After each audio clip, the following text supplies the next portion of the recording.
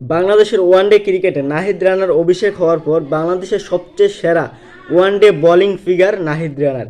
যদি আমরা এভারেস্টটা দেখি তাহলে নাহিদ রানা প্রতি 33.80 রানে 1 উইকেট, রিশাদ হোসেন প্রতি 38.14 রানে 1 উইকেট, মোস্তাফিজুর রহমান প্রতি 38.50 রানে 1 উইকেট, তাসকিন আহমেদ প্রতি 55.33 রানে 1 উইকেট, মেহেদী হাসান মিরাজ প্রতি 149.50 রানে 1 উইকেট।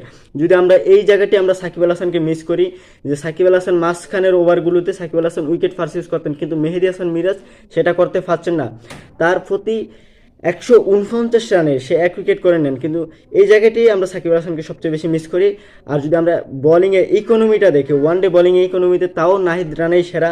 নাহিদ রানার ইকোনমি 4.73 এবং তাসকিন আহমেদের ইকোনমি ওভার প্রতি 4.88, মোস্তাফিজুর রহমানের ইকোনমি 5.50, মিরাজ 5.53।